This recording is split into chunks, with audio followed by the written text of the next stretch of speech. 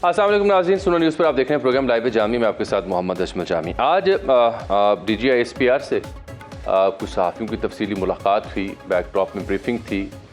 जो पाकिस्तान को चैलेंजेस दरपेश हैं बिलखुसूस दहशतगर्दी के, उस बड़ी खुल के गुफ्तगू हुई। हमने भी उनसे कई एक सवालात उनकी खिदमत में रखे और उन्होंने जवाब दिया। एक तो उन्होंने बताया कि ये हालिया यानी रवां माह में किस हद तक इजाफा हुआ दहशतगर्दी के वाक़यात में, और उससे ज़्यादा जो IBOs हैं, जो पाकिस्तान की सिक्योरिटी फोर्सेस की इंटेलिजेंस बेस्ड ऑपरेशंस हैं, उसमें भी इजाफा हुआ है कि हम दहशतगर्दी के ख़िलाफ़ उससे ज़्यादा एक्टिव होकर काम कर रहे हैं। दूसरा, जो खैबर पख्तूनख्वा के या बलूचिस्तान के मुख्तलिफ़ इलाकों में जो काबुल सरकार और दहशतगर्दी की मुख्तलिफ़ तंजीमों के जो अवामिल हैं या उनकी जो सरगर्मी है, उसके ऊपर उन्होंने खुल के बात की। जो KP में वादी तीरा खैबर पख्तूनख्वा में बिलखुसूस 12,000 एकड़ के बारे में बताया जाता है कि वहाँ पे भांग की फसल काश्त होती है। तो हमारा सवाल उनसे ये था कि क्या इसमें सियासी असर रसूख रखने वाले लोग भी शामिल हैं, क्या उनकी पुश्तपनाही भी हासिल है? तो जवाब, मेरे सवाल के जवाब में उन्होंने दिया कि हमारे पास पटवार खाने का रिकॉर्ड नहीं है, ये आप सियासी लोगों से, इंतज़ामिया से पूछें। यही नहीं बल्कि जो अफ़गानिस्तान की जो अबूरी हुकूमत है, वो ये दावा कर रही है कि पाकिस्तान ने रिसेंटली ये स्ट्राइक की है अफ़गानिस्तान के ऊपर 3 मुख्तलिफ़ मकामात के ऊपर। उसकी भी उन्होंने तरदीद की कि पाकिस्तान सिविलियंस पर हमला नहीं करता, हम जब भी ऐसी कार्रवाई करेंगे ठोक बजा के करेंगे, ऐलान करके करेंगे। TTA यानी जो अमारात इस्लामी की हुकूमत है काबुल में, और TTP जो कलदम दहशतगर्द तंजीम है, इसके ऊपर मुख्तलिफ़ सहाफ़ियों ने सवाल उनसे किए कि ये तो एक दूसरे की पुश्तपनाही कर रहे हैं, एक दूसरे के साथ गठजोड़ में हैं, तो क्या इनमें कोई फ़र्क बाकी रह गया है? तो उन्होंने वाज़ेह किया कि हम चाहते हैं कि फ़र्क वाज़ेह रहे। दोहा में जो मुआहिदा किया था तालिबान की हुकूमत ने कि अपनी सरजमीन किसी के ख़िलाफ़ इस्तेमाल नहीं होने देंगे, उस मुआहिदे पर अमल दरामद वो नहीं कर पा रहे।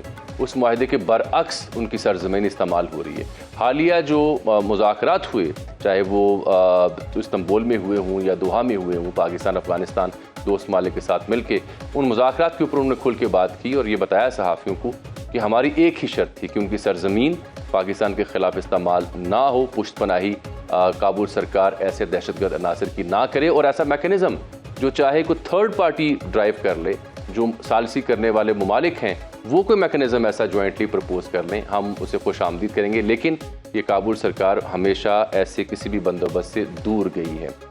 एक सवाल उनसे बार बार हम करते रहे और वो ये था कि दहशतगर्दी से निमटना कैसे है, इसके लिए एक पॉलिटिकल कंसेंसस होना लाजिम है। क्या सूबाई हुकूमतें, विफाकी हुकूमत और रियासत पाकिस्तान एक पेज पे है या नहीं, ये बार बार हम उनसे सवाल करते हैं। जनरल फैज़ हमीद का मामला भी ज़ेर बहस आया, उनका ये मुद्दा सब जुडिस है, ट्रायल जैसे मुकम्मल होगा, मीडिया को इस बारे में अपडेट्स कर दी जाएंगी। जो नॉन कस्टम पेड गाड़ियाँ हैं मुख्तलिफ सूबों में, उनका जो असर रसूख है उसके ऊपर बात हुई। ख़ास बात ये थी कि अफ़वाज पाकिस्तान की नुमाइंदगी करते हुए तर्जुमान पाक फ़ौज ने जो नेशनल एक्शन प्लान 2014, 18 या 21, इन तीनों का हवाला दिया और कहा कि उसमें जो फोर्सेस के करने वाले काम थे वो तो हो रहे हैं, जो हुकूमतों के करने वाले काम थे उसकी जवाब तलबी कब होगी। तो ये एक ब्रीफिंग का अहवाल था मुख्तसर, जो वैसे सहाफ़ी हमने आपको रिपोर्ट किया। साथ हम देख रहे हैं कि अडाला के बाहर एक बार फिर एहतजाज भी हो रहा है। हज़रत मौलाना फजल रहमान की आज प्रेस कॉन्फ्रेंस भी आई, 27वीं तरमीम के ऊपर वो खुलकर बोले हैं। दहशतगर्दी के पैदर पे वाक़यात की तफसीलात सामने आ रही है। मालूम हो रहा है कि कैसे इस्लामाबाद शहरी हमले में अफ़गानिस्तान के जो अनासिर हैं उनका अमल दखल भी उसमें मौजूद था। हम मुख्तलिफ सियासी और दिफाई तज्ज़िया निगारों से आज के प्रोग्राम में बात करेंगे। पहले मरहले में मुझे ज्वाइन कर रखा है सदर सेंटर जाहिद खान साहब ने, शौकत यूसुफ साहब भी मुझे ज्वाइन करेंगे, उनसे बात करेंगे। जाहिद खान साहब, बहुत शुक्रिया आपके वक्त का। मैं ये समझना चाह रहा हूँ कि आप ने KP में मुख्तलिफ हुकूमतों को करीब से देखा, आज जो ब्रीफिंग हुई उसका भी मैंने हवाल बयान किया। ये पॉलिटिकल कंसेंसस जब तक नहीं हो जाएगा खान साहब, तब तक हम दहशतगर्दी से क्या कामयाबी से निमट सकते हैं? जामी साहब, अभी पुख्तनख्वा हुकूमत ने एक जरगा बुलाया था, मैंने मुस्लिम लीग नून की तरफ से नुमाइंदगी की थी, तो वहाँ मैंने यही बातें रखी जो आपने अपनी उसमें बता दी है। मैंने कहा कि देखिए कि आपके पास ऑप्शन 2 है। ऑप्शन एक नंबर 1 है कि आप मुज़ाकरात करें और फिर मुज़ाकरात के ज़रिए अगर हल हो सकता है तो बहुत अच्छी बात है। लेकिन मैंने फिर मिसाल दी कि 3 मुज़ाकरात हुए हैं। एक 2007 में हुआ था जो केयरटेकर हुकूमत थी, उसमें हुआ था, और उसके भी फजलुल्लाह से जो तालिबान स्वात का जो हेड था उसके साथ उनका तकरीबन माहिदा भी हो गया था। लेकिन फिर बिगड़ा इस पे कि वो कहता है कि ये जो शरीयत है इसका हेडक्वार्टर मेरा घर होगा और यहाँ से हुक्म जाएगा। तो चूंकि वो उनका फिर एक्शन नहीं हो सका, क्योंकि फिर उनका टाइम कम थे, वो चले गए। उसके बाद आपको पता होगा एनपी और पीपल पार्टी की कोलिशन गवर्नमेंट आई, जिसमें चूंकि मैं दीर से जी। बिलोंग करता हूं और मैं उस मुज़ाकरात में बिल्कुल सबसे सरपरस्त था, और मैंने सूफी मोहम्मद के साथ, जो सूफी मोहम्मद जेल में था क्योंकि वो भी मेरे दीर से ताल्लुक रखता था, मैंने ये सारी कहानी उसका भी सुनाई कि हमने उसके साथ मुज़ाकरात की, उसने शरीयत मांगा, हमने दे दिया। फिर उसके बाद तहरीक तालिबान स्वात ने भी किया, तहरीक स्वात से भी मुआहदा हो गया, और फिर उन लोगों ने कहा कि जी आप लिखिए कि तहरीक तालिबानी पाकिस्तान। तो हमने उनको कहा कि क्योंकि ये हम सूबाई हुकूमत आपके साथ कर रहे हैं, और तहरीक तालिबान उस वक्त ये ट्राइबल एरिया जो थी, ये ट्राइबल एरिया थी, ये फारिस में जिम नहीं हुए थे। तो बेतुल्लाह मसूद चूंकि वो वहां बैठा हुआ है, तो हम इसमें वो ये नहीं लिख सकते कि तहरीक तालिबान पाकिस्तान। अगर आप लिखते हैं तो तहरीक तालिबान स्वात हम लिख सकते हैं, और जो आप चाहते हैं, मतलब वो भी शरीयत मांग रहे थे। तो फिर हमारी उनके साथ हुआ, और उसने कहा कि हमें टाइम दे दो, टाइम हमने दिया। उसने बेतुल्लाह मसूद से बात की, फिर उनने इजाजत दी कि जी आप कर ले। फिर उससे हमारे माहिदा हो गया। उस माहिदा की चलती हुई जब ऐसा हुआ कि हम गए, मैं आ गया इस्लामाबाद, तो मुझे चीफ मिनिस्टर साहब ने टेलीफोन किया, हैदर हुती साहब थे, उन्होंने कहा कि आपने तो सूफी मोहम्मद साहब को रिहा करवाया था, और ये वादा उन्होंने किया था, बल्कि एक एग्रीमेंट हमारा उसके साथ कि वो धरना भी नहीं देगा, सरकारी अमलाक को नुकसान भी नहीं पहुंचाएगा, और वो रोड भी ब्लॉक नहीं करेगा। उसने तो धरना दे दिया। मैं फिर यहाँ से चला गया। फिर जब मैं दीर जा रहा था, तो मेरा एक फार्म हाउस था जिसमें मैं रात को ठहरता था। तो जब मुझे जाना था, लेकिन मैं उस रात को नहीं जा सका, तो रात को मेरे फार्म हाउस को उड़ा दिया था। सुबह में गया, हम सूफी मोहम्मद के साथ मुज़ाकरात हमारी हो गई, और वो जो कुछ चाहता था वो एग्रीमेंट हमारी हो गई। मैं इफ्तिखार हुसैन मेरे साथ जो वजीर था वो था। तो मैंने उससे कहा कि उसके बाद आप एक की मुलाकात, बेतुल्लाह का एक खास बंदा पकड़ा गया जो उस वक्त नेशनल पार्टी की हुकूमत थी, उसने उसको छोड़ने नहीं छोड़ा। तो जी। उसने कहा कि फिर तैयार हो जाओ मुकाबले के लिए, या आप हुकूमत छोड़ दो। तो फिर फैसला उस वक्त किया एनपी वालों ने, जो दोनों कोलिशन पार्टनर थी पीपल पार्टी, उसका कीमत उसने अदा किया। लेकिन उसके क्योंकि मेरे भी हुजरे पे अटैक्स हुए, मैं इफ्तिखार का भी बेटा, ये सब हुआ, लेकिन हमने कहा कि हम सरेंडर नहीं होंगे और हम अपना हुकूमत करेंगे। ठीक। हमारा माहिदा टूट गया। क्यों टूटा? शरीयत तो उनको नाफिज हो गया था, ठीक। सब चीजें हो गई थी, लेकिन एक बंदे की खातिर हाँ। उसने, एक तो मैंने ये भी कहानी सुनाई, फिर मैंने से कहा कि आप लोगों ने, इमरान खान ने भी एक माहिदा किया, याद होगा कि 40,000 लोगों को लेके आए जी। अफगानिस्तान से, ये जो पेश हमीद साहब के वक्त में, और 100 जो बंदे यहाँ पे जिसके मर्डर केसेस थे और जिसको फांसी की भी सजा होती, उसको भी सदर इलवी साहब ने छोड़ दिया। मैंने कहा वो भी आपका नाकाम हो गया, क्योंकि लोग उठे, क्योंकि लोगों को फिर, और लोगों की वजह से फिर आपने लोगों को ने, तो मैंने कहा इसका रिजल्ट तो यही है। फिर आपके पास एक ऑप्शन रह गया, वो ये रहा कि आप मुकाबला करें। एक बात मैं आपने कहा क्योंकि बात लंबी हो जाएगी, ये सिर्फ मैं वाजे करना चाहता हूँ जी, अगर हम ये तो को रखते हैं कि अफगान तालिबान ये टीटीपी को कंट्रोल करेगा, तो ये हो ही नहीं सकता है। 40 साल से ये दोनों लड़े हैं, अभी एक दूसरे को ये कहता बड़ी है अहम कि बात कर रहे हैं जाहिद आपने खान साहब, ये बड़ी अहम बात अफगानिस्तान आपने की पे है। ये बड़ी अहम बात आप कर रहे हैं। मैं चाह रहा हूं कि इस नुक्ते के ऊपर जरा वजाहत के साथ बात हो जाए। ये बड़ी अहम बात आज आप कर रहे हैं। हम मुख्तलिफ सहाफ़ी भी बार बार इसी नुक्ते को डिस्कस करते रहे कि हमारी जो तवक्कुआत हैं अफगान तालिबान से, जो काबुल में बरसरे इक़्तिदार हैं, जो अबूरी हुकूमत है वहाँ पे, ये आपने कहा कि अगर हम ये समझते हैं कि अफगान तालिबान यानी टीटीपी को रोकेगी तो ये हमारी गलत फहमी है। आपको ऐसा क्यों लगता है? ये इसलिए है कि देखिए जी, जब ये अफगान तालिबान इधर बैठे थे, और यहाँ से आपको पता है कि सारा ये जो आज एसपीआर वालों ने कहा, मुझे बहुत खुशी हुई कि पहले दफा कहा गया कि गुड और बैड नहीं है, सारे बैड है। ये हम उस वक्त चीख रहे थे कि इसमें गुड जी। और बैड नहीं है। एक इस्तिस्लाह था, अगर आपको याद होगा, कि जी इसमें गुड भी है और बैड भी है। गुड और बैड पाकिस्तान वाला टीटीपी वाला की नहीं था, यही अफगान वालों को कह रहा था। और इसमें सबसे बड़ा किरदार जो है वो दोहा का है। ये जो आज हम भुगत रहे ना, अमेरिका की कहने पे दोहा वालों ने उनको ऑफिस दिया था, ये उधर बैठे हुए थे। कर्जे के खिलाफ और अशरफ गनी के खिलाफ ये कार्रवाइयां इधर से होते रहे। अब ये लोग मिलकर अफगानिस्तान पे कब्जा कर चुके हैं। देखिए, मैं और अगर आप मेरा और आपका एम एक हो, मतलब हमने, वो कहता है कि जी हमने दुनिया में इस्लामी निजाम नाफिज करना है और अफगानिस्तान हमारे इस्लामिक किला होगा, और इमाराती इस्लाम अफगानिस्तान जिसको कहते हैं उसकी सरहदात नहीं होती है। तो ये लोग मिल के लड़े हैं, इन्हें बंदूक के जरिए जो अफगानिस्तान में टीटीपी जो तहरीक तालिबान अफगानिस्तान बैठी हुई, ये इनकी के साथ मिलकर ये लड़ाई लड़ी है। ये फतह उन्होंने इकट्ठे हासिल किया है। अब किस शर्त में वो उनको कहेंगे कि भाई आप बंदूक करके, ये कह नहीं सकते, और ये जितना मुज़ाकरात करे ये कामयाब नहीं होंगे। उसका मेन वजह यह, लेकिन हम जो लोग यहाँ पे, मैंने आपकी जर्गी की बात की, मैंने उनको जर्गी में यही कहा था कि हमें मिलकर, हम अपना तो यहाँ वन पेज पे तो आ जाए, और हम मिलकर ये नेशनल एक्शन प्लान के आपने जिक्र किया, आज तक किसी भी हुकूमत ने नेशनल एक्शन प्लान पे अमल नहीं किया। उसी के विषय रहेगा 2014 में जो हुआ था। बिल्कुल, आप ठीक नहीं, मुझे जाहिर साहब ये जानना है कि ये जो बहसीत मुजमुई अप्रोच है उसमें फर्क तो हो सकता है, लेकिन जो नेशनल एक्शन प्लान 14, 18 या 21 का, जब पीटीआई गवर्नमेंट थी, खान साहब की गवर्नमेंट थी, जो रिवाइज्ड है, अगर सिर्फ हम उसको देख लें तो उसमें ये दर्ज है कि अफगान मुहाजिरीन की वापसी होनी है, उसमें ये दर्ज है कि काउंटर टेररिज्म के लिए महकमों की इस्तेदाद कार को बढ़ाना है, उसमें ये दर्ज है कि अमन अमान या मदरसों की इस्लाहात या निसाब, इस तरह के मामलात को ठीक करना है। तो ये चले बॉर्डर के ऊपर तो सिक्योरिटी फोर्सेस आ गए, चले उसमें कुर्बानी देने की हद तक तो आ गए, लेकिन जो सियासी तौर पर, इंतजामी तौर पर काम करने के थे, वो तो सियासी हुकूमतों का काम है ना जी। तो सियासी हुकूमतें क्या, दो बड़े सूबों, मेरी मुराद केपी बिलखुसूस और बलूचिस्तान, सियासी हुकूमतें क्या नेशनल एक्शन प्लान पर अमल दरामद में कामयाब हुई, नहीं हुई? तो उसकी वजह क्या है? मैं आपको ये कह दूं कि ये जितने भी सिविल हुकूमती थी, कोई भी मुखलिस नहीं था नेशनल एक्शन प्लान पे। सिर्फ माहिदा किया गया, लेकिन किसी ने भी काम नहीं किया आज तक। चाहे फेडरल से लेकर प्रोविंसेस तक जाए, तो किसी भी सिविल गवर्नमेंट ने इस पे अमल दरामद नहीं किया, क्योंकि जिम्मेवारी तो सिविल गवर्नमेंट की थी।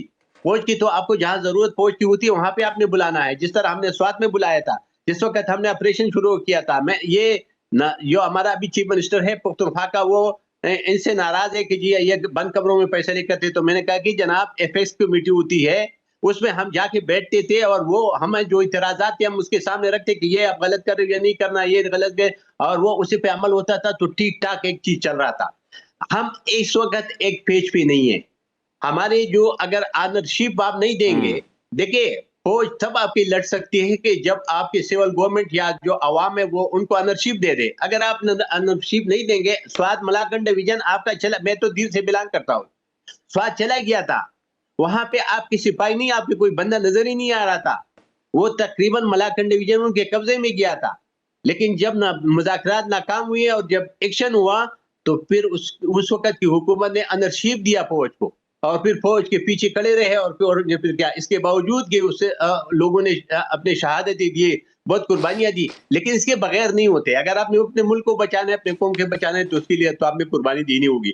तो मैं अभी ये चीफ मिनिस्टर साहब को ये कह रहा था कि जी ऐसा नहीं होता है। अगर आपको ये जरगा तो आपने बुलाया, इस जरगे के कुछ लोग आप मरकज के साथ जो शिकवे बैठ जाए और ये मसले का हल ढूंढे, हल निकाले। अगर हल हम नहीं निकालेंगे, अगर हम यही रखेंगे, अगर वो दोहा की बात नहीं मानते, अगर वो उसकी बात नहीं मानती, टर्की की बात नहीं मानती, तो मेरे और आपकी बात मानेगी। आप कैसे, हम कहाँ पता नहीं खड़े, कहाँ की बातें कर रहे, वो ऐसा हो ही नहीं सकता है। जामी साहब, इस वक्त सारे कौम को एक पेज पे होना पड़ेगा, तब इस दहशतगर्दी का, वरना ये दहशतगर्दी तो एक नासूर है। और जिस तरीके से बिल्कुल, अच्छा जाहिर साहब मेरे साथ रहिएगा। सेनेटर हुमायूं ने भी ज्वाइन किया, उनका पॉइंट ऑफ व्यू भी मैं ले लूँ। मोहम्मद साहब, बहुत शुक्रिया आपके वक्त का। जिक्र हम करें DGISP की ब्रीफिंग, अफगानिस्तान की सूरत हाल, बढ़ती हुई दहशतगर्दी और जो सुहेल आफरीदी साहब का जरगा हुआ था, इस सारी सूरत हाल पर मजमूई तौर पर बात करें। जाहिद खान साहब ये कह रहे थे इससे पहले 2-3 मुज़ाकरात के राउंड हुए माजी में और वो नाकाम हुए, और दूसरा वो कह रहे हैं कि ये हो ही नहीं सकता कि काबुल में बैठी जो तालिबान हुकूमत है वो TTP को रोके दहशतगर्दों से।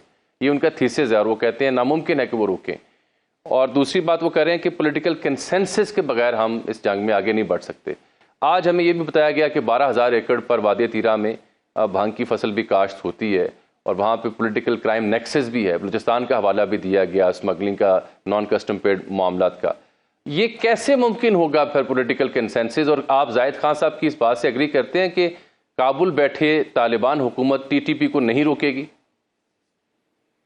बिस्मिल्लाहिर्रहमानिर्रहीम, यका नाबुदु व यका नस्तईन। देखिए, मैं जिस तरीके से जब 9/11 हुआ था तो उसके बाद अमेरिकन वालों ने जोर दिया था तालिबान हुकूमत को कि वो उसामा बिन लादेन को उनके हवाले करे। उन्होंने प्रिंसिपल कहा था कि हम उसामा बिन लादेन को आपके हवाले नहीं करेंगे, हम किसी थर्ड पार्टी के हवाले कर देंगे। और उन्होंने कहा नहीं, हमारे हवाले करे। तो उन्होंने इसलिए कहा था कि यार ये इसने हमारी मदद की थी, लेकिन they were ready to surrender him to somebody else. लेकिन जब आपने उधर उनको जोर में कोने में करने की कोशिश की, उन्होंने नहीं किया। पठानों की एक आदत होती है कि वो जो किसी जमाने में आपके मोहसिन हो, आप उनके साथ इस तरीके से नहीं करते हो। ये एक डिफरेंट वो है। अब क्या वो इनको देंगे नहीं देंगे, वो इनको शायद अगर आप इस तरीके से करेंगे शायद वो ना करें, लेकिन अगर आप उनके साथ बात करने का तरीका, बात करने के वो करके करेंगे, किसी जगह पे बैठ के नेगोशिएट करेंगे, जरूर होगा। लेकिन ये सारी नेगोशिएशन सर तब होंगी, अभी जैसे जाहिद साहब ने कहा है कि इससे पहले 2-3 बातें हुई हैं और वो नाकाम हो गई हैं। तो सवाल ये उठता है कि हमें इसका रास्ता ढूंढना पड़ेगा, बिकॉज दैट इज इम्पोर्टेंट। उससे हो क्या रहा है, पाकिस्तान ब्लीड कर रहा है। अब पाकिस्तान जब ब्लीड कर रहा है तो आपने उसके ब्लड लॉस को देखना है कि कहाँ से ब्लीड कर रहा है।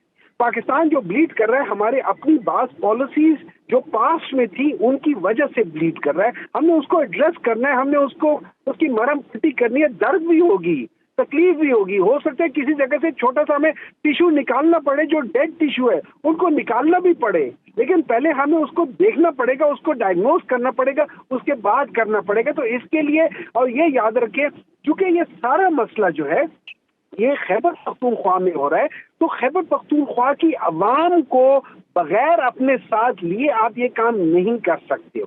अच्छा, जब आप उनको लेकर चलने के लिए बात करोगे तो खैबर पख्तूनख्वा में जो मेजर पॉलिटिकल पार्टीज है, सबने कहा हुआ है कि हम लोग जब तक यहाँ पे एक ग्रैंड क्या कह सकते हो उसे, ऑल पार्टी कॉन्फ्रेंस नहीं होगी और सबको इत्तेबाद में लिया जाएगा, बात नहीं बनेगी। अब उसके लिए क्या होंगे, उसमें से जितनी भी पॉलिटिकल पार्टीज हैं, जैसे 2014 में हुआ था, आप उन सब की लीडरशिप को लाओ, बिठाओ, एक एजेंडा के ऊपर बिठाओ कि यार इसका क्या हल होगा, और उसके बाद उसका हल निकल आएगा।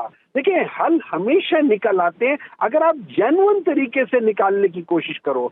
अगर आप उसके जेन्युइन तरीके से निकालने की कोशिश नहीं करोगे और आप किसी वजह से अपने पॉइंट को इन्फोर्स करने की कोशिश करोगे just because you are powerful और यू आर इन पावर, तो सर ये काम नहीं होगा। वो चीज आज तक नहीं हुई। अच्छा, हमने दुनिया की हिस्ट्री में देख ले, जो सबसे हमारे हालात से सबसे ज्यादा मिलती जुलती जगह है वो IRA की है। वहां पे रिपब्लिक ऑफ आयरलैंड में वो लोग रहते थे और वो नदर्न आयरलैंड के अंदर ये सारा कुछ करते थे, बिल्कुल उसी तरह जैसे अफगानिस्तान और पाकिस्तान के हालात हैं, सब कुछ होते थे। एंड में क्या हुआ वहां पे एंड में? चले मोहम्मद साहब आपके पॉइंट ऑफ व्यू का बहुत शुक्रिया।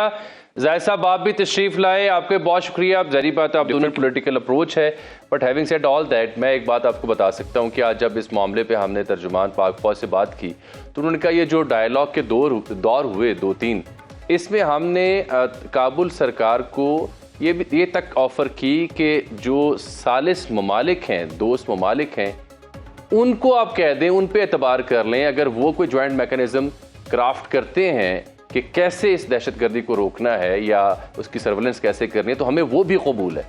कहने का मकसद ये था कि काबुल में बैठी हुकूमत सालिस जो ममालिक हैं उनकी सालसी या उनके किरदार पर भी मुत्तफिक नहीं थी। एक ब्रेक है यहाँ पे नाज़रीन, आप दोनों सियासतदानों का बहुत शुक्रिया। वेलकम बैक नाज़रीन। बात करने के लिए इसी मामले पर हमने जहमत दी है कमांडर रिटायर जनाब खालिद मसूद चिश्ती साहब को, ब्रिगेडियर रिटायर जनाब अहमद सईद मनाज साहब को। आप दोनों को खुश आमदीद।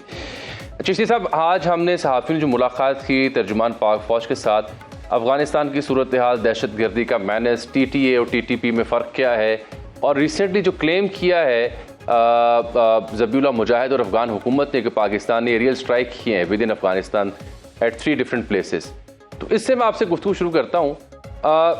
आज जब हमने ये पर्टिनेंटली सवाल भी उनसे रखा सामने, तो उन्होंने कहा कि ये पाकिस्तान का तरीक़ाकार नहीं है, हम सिविलियंस को टारगेट नहीं करते, हम जब भी हमला करेंगे ठोक बजा के करेंगे, जैसे कि हमने काबुल में इससे पहले अक्टूबर में किया था। डिफरेंस क्या ड्रॉ करना चाहते तर्जुमान पाक फौज? पाकिस्तान अगर स्ट्राइक बैक करता है और जिस तरह से अक्यूज़ कर रही है ज़बीहुल्लाह मुजाहिद और उनकी रजीम, तो वो डिफरेंस समझाने के लिए मैं आपको ज़हमत दूंगा कि पाकिस्तान हमला करेगा तो उससे मुराद क्या होगी, वो कैसा होगा, और ये जो इल्ज़ाम आयद किया जा रहा है ये क्यों आयद किया जा रहा है? जी बहुत शुक्रिया जामी साहब, आपने इनवाइट किया। आई थिंक ये बहुत अच्छा सवाल है कि लोगों के जहनों में, हमारे भी और ख़ास तौर पर अफ़गानिस्तान के जो आम शहरी हैं उनके जहनों में क्लियर होना चाहिए कि हमारी इंटेंशन क्या है। देखिए, जब भी ये इस तरह की कॉस्ट की जाती है इन्फ्लिक्ट, उसका एक मतलब होता है। जाहिर है आपने नेगोशिएशन टेबल पर लाना होता है और अपने लिए एक बहुत बेहतर पोजीशन लुक फॉरवर्ड करनी होती है। एक बात जो हमने कहा है वो डेफिनेटली पहले भी किया था और अभी ये कहा जा रहा है कि हमने किया, अगर वो प्रोपेगेंडा ऐसा किया जा रहा है और ऐसी मीडिया कैंपेन शुरू की जा रही है, तो ये कोई हमारे लिए सरप्राइज इसलिए नहीं होना चाहिए कि बहुत बड़ा एक एलिमेंट इसके अंदर इंडिया है, उसकी आईटी की बहुत टेक्नोलॉजी है, आईटी सेक्टर उसका बड़ा स्ट्रांग है, दुनिया का 55% जो है ग्लोबल आईटी आउटसोर्सिंग इंडिया के पास है। आई थिंक वो बड़ी मदद करते हैं इनको, तालिबान को एक नैरेटिव बिल्ड करने के लिए कि जैसे पाकिस्तान ने इररिस्पॉन्सिबल मुल्क होते हुए ऐसी जगहों पर हमला किया है। मैं आपको पिछली जो स्ट्राइक्स हुई थी उनमें से एक कंपैरिजन ड्रॉ कर देता हूँ। पहली बात तो ये है कि जो पाकिस्तान की मुसल्लह अफवाज ने जब ये हमला किया था पिछली दफा, तो मेरे नॉलेज में है, मैंने रिकन्फर्म किया था, ऑलमोस्ट 100 टारगेट डेलिब्रेट हुआ था और 5 या 10 फाइनल क्लियर हुए थे जिनको हिट किया गया था। तो ये रेशो हमारी है केयरफुल रहने की या रिस्ट्रेन करने की या एक लिमिट में रह के एक एस्केलेशन ना करने की, जो हमारा डिजाइन है। पहली बात तो ये, अगर हम करते तो डेफिनेटली करते, क्योंकि जो पोजीशन ऑफ स्ट्रेंथ, जामी साहब आप एग्री करेंगे, जिसकी पोजीशन ऑफ स्ट्रेंथ होती है, पहली तो वो सीज फायर नहीं करता जो हमने की। दूसरी बात एक और है, हमने एक इतनी प्रोहिबिटिव कॉस्ट इंपोज करनी होती है जो पोजीशन ऑफ स्ट्रांग होता है, ताकि आप जितनी जल्दी नेगोशिएशन टेबल पर ला सकें। हमने फिर भी रिफ्रेन किया। जिसकी जितनी आपकी पोजीशन होती है ना पावर टू हर्ट, वही आपकी पावर टू बार्गेन होती है। यानी जितनी ज्यादा आप तकलीफ या डैमेज कर सके दुश्मन का, आपको बार्गेन करते वक्त उतनी आसानी पेश आती है। जिसका मतलब यह है कि दुश्मन को एक कीमत पता होती है जो आपसे चुकाएंगे, जब आप उनसे लेंगे, कि अगर आप नहीं मानेंगे तो ये। इसके बावजूद कि हमारी पोजीशन मिलिटरीली अल्हम्दुलिल्लाह कहीं ज्यादा स्ट्रांग है, हम पिन पॉइंट कर सकते हैं, हम प्रिसीजन टारगेटिंग कर सकते हैं। जो मैंने आपको कहा 100 में से 5 या 10 टारगेट अप्रूव हुए, वो क्यों हुए? हमारी विजिबिलिटी थी सारों के ऊपर, एक्यूरेसी थी, इनके कंपाउंड पता थे, इनके वेयर हाउसेज पता थे, इनके स्टोरेज डैम्स पता थे। लेकिन क्यों नहीं किया गया? बुनियादी तौर पर इसीलिए नहीं किया गया कि हम नहीं चाहते थे कि एस्केलेट करें। हम चाहते थे कि एक मैसेज दे दें, अपना रिजॉल्व शो कर दें और एक न्यू नॉर्मल ना बनने दें, जो कि उन्होंने बना लिया था थिंकिंग के हम ये करेंगे, उसके बाद का मतलब यही होगा कि हम शायद कॉम्प्रोमाइज करना शुरू कर देंगे या एक एलिमेंट ऑफ एक्सेप्टेबिलिटी कर लेंगे। अभी भी यही है, हम छुप के क्यों करेंगे? कोई भी हम करेंगे तो हम मैसेज देंगे, और मैसेज वो देंगे नॉट बाय चॉइस। मैं हमेशा कहता हूं कि ये जो वेस्ट वर्ल्ड हमारी लड़ाई है या हमारी एस्केलेशन अगर हो रही है, ये अगेंस्ट आवर चॉइस है, अगेंस्ट आवर प्रेफरेंस है, और इसमें कोई एलिमेंट ऑफ प्राइड हमारा नहीं है, क्योंकि बहालत मजबूरी कर रहे हैं। और करना इसलिए लाजिम है कि एक और तरह का न्यू नॉर्मल बनाने की या जो कोशिश है, चाहे वो हिंदुस्तान की तरफ से हो या अफगानिस्तान की तरफ से हो। हमने तो ईरान के खिलाफ भी नहीं बनने दी थी, मैं उसको याद नहीं करना चाहता, हमारा दोस्त मुल्क है, लेकिन हम बीएलए करे कोई करे, हम एक न्यू नॉर्मल नहीं बनने देना, क्योंकि हमारे लोगों की जानें बड़ी कीमती हैं। ठीक, बिल्कुल ठीक। अच्छा बगीर साहब, आज ब्रीफिंग के दौरान हमें ये पता चला कि 1200 से 1300 किलोमीटर की ये सरहद है केपी की सिर्फ अगर हम बात करें, और वहाँ पे हर 15 से 20 किलोमीटर बाद एक चेक पोस्ट आती है। तो डिफ़िकल्ट टेरेन भी है, संगलाख इलाके भी हैं, पहाड़ी इलाके भी हैं, कहीं मौसमी सख्ती भी है। तो ह्यूमन लेवल पर बढ़ा भी दी जाए तो क्रॉस बॉर्डर जो आना जाना है या दहशतगर्दी के वाक़यात हैं, वो सिर्फ सर्विलेंस की बुनियाद पे नहीं रोके जा सकते। ये भी पता चला कि 29 ट्राइब हैं जो आधे इधर रहते हैं आधे उधर रहते हैं। So how difficult it is कि इस बॉर्डर को सेफ गार्ड किया जा सके ह्यूमनली। देखिए, इस बॉर्डर को जो सेव करना है ये कहना बहुत आसान है, लेकिन एक्चुअली करना काफ़ी चैलेंजिंग है। वो इसलिए कि ये टेरेन है, हिली टेरेन है। मेरी कोयटा में भी और पेशावर में भी पोस्टिंग रही है, तो मैं इस एरिया में ज़ाहिर है बहुत फ्लाइंग की हुई है, तो आई कैन टेल यू कि ये डिजिटल नहीं होता, कोई फ्लैट ग्राउंड मैप नहीं है। टेरेन बिल्कुल ऐसी नहीं है। साहब, मैं चाहूँगा जरा ब्रिगेडियर साहब की भी इनपुट में ले लूँ। जी, मैं आपसे अर्ज कर रहा था, मैंने आपसे ये जो केपी का बॉर्डर है साथ अफगानिस्तान से, उसका जिक्र किया तफसीली तौर पर कि कितना मुश्किल है कि ह्यूमनली इस पर नज़र रखी जाए क्रॉस बॉर्डर आना जाना रोकने के लिए दहशतगर्दी का। जी बिल्कुल, देखिए 1300 किलोमीटर लंबी ये हमारी बॉर्डर है जो केपीके शेयर करता है अफगानिस्तान के साथ। बेसिकली 2 तरीकों के साथ आप उसको मैन करते हैं, या तो आप फीट बाय फीट आप डिप्लॉयमेंट ऑफ ट्रूप्स के ज़रिए, लेकिन चूँकि इतना बड़ा जो है बॉर्डर उसके अगेंस्ट आप इतनी बड़ी फ़ौज लगा नहीं सकते, तो फिर आप उसको सैटेलाइट के ज़रिए, लोकल इंटेलिजेंस की मदद से और फायर के ज़रिए, ये चीज़ें होती हैं कि जिसकी मदद से आप किसी बॉर्डर को मैन करते हैं। होता तो ये है कि बॉर्डर मैनेजमेंट के अंदर दोनों साइड्स इंश्योर करती हैं कि कोई भी ऐसा एलिमेंट जो कि नॉन स्टेट एक्टर है, वो दोनों स्टेट्स के दरमियान गलतफहमी को पैदा ना होने दें, और वहां पर कोई भी जो मूवमेंट है वो लीगल हो, इलीगल ना हो। तो लिहाजा अभी जिस तरह की घाटियां हैं, जिस तरह के पहाड़ हैं, जिस तरह मेरे फाजिल दोस्त भी कह रहे हैं कि वहां पर उसको inch by inch physically man करना बहुत मुश्किल है। यही वजह है कि आज डीजीएसपीआर ने कहा कि हमने ऑलमोस्ट लाइक 15-20% के ऊपर लेकर आ गए, जो उनके एनसीपीज आते थे या उनकी ईरानी तेल आया करता था वहां से, या स्मगलिंग होती थी, उसको हमने ऑलमोस्ट लाइक 20% 80% में खत्म कर दिया है। तो लिहाजा इट इज डिफिकल्ट थिंग, लेकिन हम उसको मैन कर रहे हैं। और ये जो जब हमने ये बार बिछाई थी तो जनरल बाजवा के दौर के अंदर, तो इसको मिलिट्री, जितनी हमारी कम्युनिटी ऑफ मिलिट्री है हमारी, उसके अंदर इसको एक अजूबा के तौर पर गिना जाता था, क्योंकि इतनी संगलाख जगहों के ऊपर, इतनी सख्त टेरेन के ऊपर जो है हमने ये कि बाड़ लगाई थी, उससे काफी हद तक जो आमदोरफ्त है दहशतगर्दों के रुकी जरूर, लेकिन जिस तरह से होना चाहिए था उस तरह से नहीं हो सका, क्योंकि उसको आप 100% मैन नहीं कर सकते हैं। ये वजह है बेसिकली। जी बिल्कुल ठीक है। अच्छा चिश्ती साहब, आप इसमें ऐड ऑन कर रहे थे, और ये बात नाज़रीन को समझने के लिए बड़ी ज़रूरी है कि किसी भी मैक्सिको अमेरिका बॉर्डर का भी जा रहा था आज, अमेरिका के पास क्या वसाइल नहीं है, even then they are unable to guard it, क्योंकि मसला ये है कि जब दोनों तरफ से हुकूमतें और वहाँ की फोर्सेस ऑन बोर्ड ना हों ज्वाइंटली गार्ड करने के लिए, तो फिर नताइज वही निकलते हैं जो हम भुगत रहे हैं। चिश्ती साहब देखिए, ये टेरेन जिसका मैं जिक्र कर रहा था वो बड़ी चैलेंजिंग है, अनइवन है ऑब्वियसली, और पोरस भी है, इसमें कोई शक नहीं है। ऐसी इंश्योर करना कि जीरो टॉलरेंस हो जाए, दहशतगर्दी बंद हो जाए। और एक आई थिंक हमारी एक और भी मिसअंडरस्टैंडिंग कुछ लोगों में ये है कि शायद अगर वो अफगानिस्तान के लोग या हुकूमत खासतौर में बात कर रहा हूँ, जब टीटीए जो है वो अगर दहशतगर्द भेजेगी और टीटीपी भेजेगी तो वो एक चैनलाइज होगा, आज वो लॉन्च करेंगे, ऐसा नहीं होता। ये स्लीपर सेल अपने हमारे मुल्क के अंदर उन्होंने पहले से रखे होंगे। कलभूषण यादव का केस याद कर लें, वो कहाँ था, वो क्या कर रहा था, हमारी एस्केलेशन थी हिंदुस्तान से, कुछ भी नहीं था। वो पीस टाइम में अपना प्रोजेक्ट कर रहा था, यानी अपने इंस्टिल करते हैं, लोगों को ट्रिगर करते हैं, उनको एनेबल करने के बाद उनको स्लीपिंग मोड में कर देते हैं, और नीड बेस पर उनको कहा जाता है कि जब भी आपकी जरूरत पड़ेगी आपको ट्रिगर किया जाएगा। तो हमारा ये पुराने जमाने में एक नेबरहुड वॉच होती थी। मुझे बचपन में याद है, हमारे 10 घरों में भी वालिदैन को और हमें पता होता था कौन रहता है, कहाँ से खाता है, उसका सोर्स ऑफ इनकम क्या है। अब तो नेबरहुड में हमारा नहीं पता होता कि कौन आके रेंट पे रहना शुरू कर देता है। तो अब तो वो तो है नहीं एलिमेंट। तो अभी हमारे ही अंदर आके ये पेनिट्रेट करके रह रहे होते हैं एज नॉर्मल सिटीजन, आपको शक भी नहीं होता।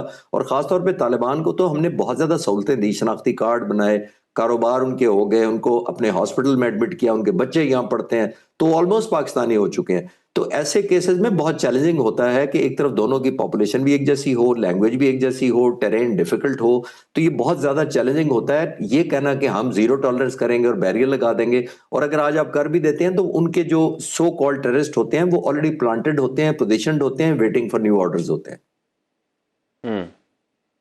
बिल्कुल ठीक कह रहे हैं, बिल्कुल ठीक है, दिस इज द प्रॉब्लम। अच्छा ब्रिगेडियर साहब, अगर आप मुझे सुन पा रहे हैं, अलमिया हम वादी तीरा और दीगर इलाकों का वो भी बार बार सुनते हैं, वो ये है कि भांग की काश्त ड्रग का नेक्सस है, पॉलिटिकल नेक्सस है टेररिज्म के साथ। ये नाज़रीन को समझाए ना कि वादी तीरा में तो कई बार ऑपरेशन हो चुका है, तो ये जो भांग की काश्त है और उसका जो नेक्सस या ताने बाने दहशतगर्दी के साथ मिलते हैं, ये कैसे है? देखिए, डीजीएसपीआर बारहा दफा कह चुके हैं कि एक स्पेक्ट्रम है ईवल का, कि जिसके अंदर रहते हुए ये तमाम फंडिंग जो है दहशतगर्दों को जाती है। अब उसके अंदर आपकी एनसीपी की गाड़ियों की मूवमेंट है, साथ साथ ये अपना ये जो ड्रग्स हैं ये है, और नार्को है, और इसके साथ स्मगलिंग है। तो लिहाजा इन तमाम चीजों को सामने रखते हुए अगर आप तीरा के ऊपर देखें तो वहां पर जहां पर बहुत सख्त टेरेन है और वहां पे फौज उस तरह से डिप्लॉय नहीं है, तो वहां पर भी लोग जो है पोस्ट की काश करते हैं।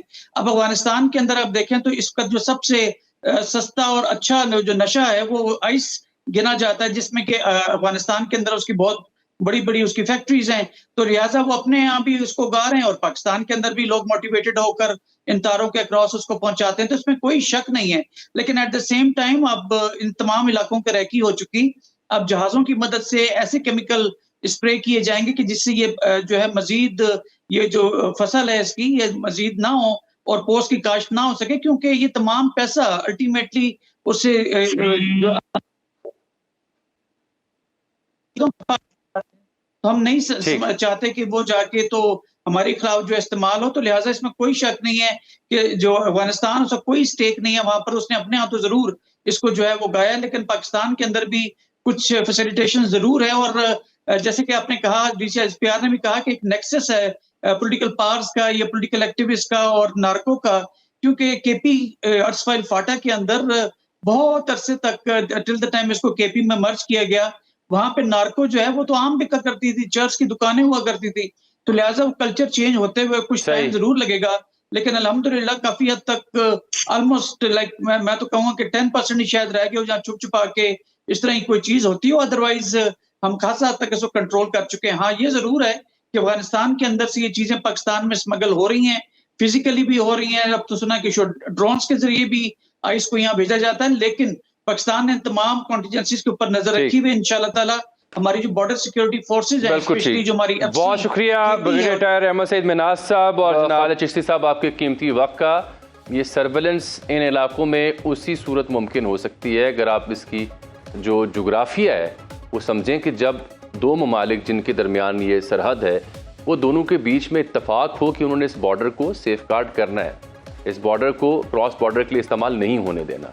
लेकिन अगर एक तरफ बैठे जो लोग हैं ये सिक्योरिटी फोर्सेस हैं वो इंगेज करके दूसरी जाने वाली सिक्योरिटी फोर्सेस को और बीच में दहशतगर्दों को आने का मौका दें तो ये सूरत हाल बदल जाती है और यही सूरत हाल पाकिस्तान को इसका सामना भी करना पड़ रहा है। यहाँ नाज़रीन प्रोग्राम में एक ब्रेक।